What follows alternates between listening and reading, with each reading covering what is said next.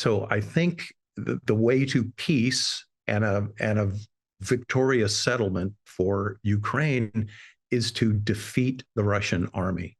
Chuck Pfarrer has a rather interesting CV. A former squadron leader with the US Navy's elite SEAL Team 6, he later became an author and screenwriter, penning a number of Hollywood films, including the 1996 Pamela Anderson movie Barb Wire.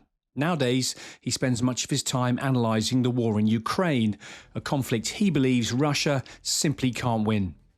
Russia has gone through periods of this war where it appears to be in the ascendant. It happens. It's notably happening in a couple places on the battlefield, Chasiv Yar, a couple other places. In my estimation, looking really hard at this war, and I map battle spaces almost every day, all around the battlefield. This is like 1971 in Vietnam for the Americans. Russia has not lost the war yet, but it is impossible for them to win it with the equipment they have now, the leadership they have now, and the troops they have now. And this is a war Ukraine's going to win when NATO lets it win the war. Critical to that, he says, is giving Ukraine more air defences, a need underlined by Russia's recent attack on a children's hospital in Kyiv. In this 21st century war, one of the pillars of ground maneuver warfare is air defense sovereignty, right? You've got to be able to make sure that no Russian aircraft can put glide bombs on your troops. And it is laid at NATO's feet. We haven't given Ukraine the key to those maneuver warfare options because we are strangling them with air defense.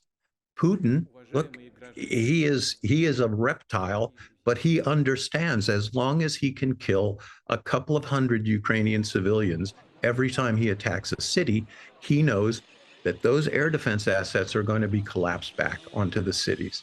The other factor favouring Ukraine, says Mr. Pfarrer, is the increasingly poor quality of Russia's military. They've lost 500,000 casualties in this war, right? That's 10 times the number of people lost in Vietnam during 10 years of the Vietnam War. To me, the loss rates are unsustainable.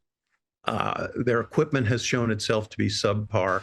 When you see a group of 20 or 30 guys with a cell phone saying, we're not going back to the front, we're still wounded, we're not getting any food, we're not getting ammunition, that's what's called a mutinous assembly.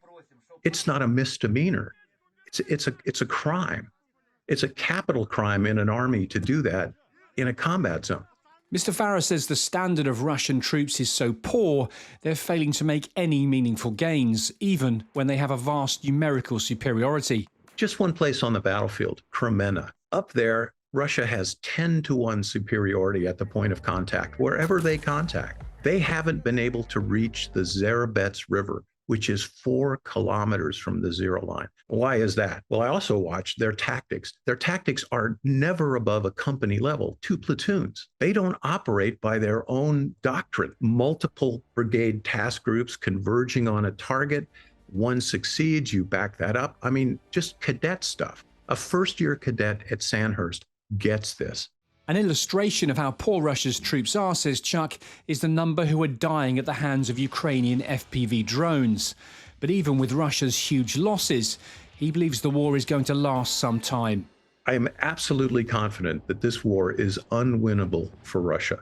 That being said, I see 3 or 4 more years of war. Hard-fought, tough reversals, advances, but this war is not winnable by Russia. Mr. Pfarrer says he would like the US to take the brakes off and allow Ukraine to fire US missiles into Russia itself to hit the Russian military in its own backyard. Even with recent setbacks, he believes Ukraine will prevail, provided it's given the support it needs. Simon Newton, Forces News. Thanks for watching. For more from Forces News, like and subscribe to our channel.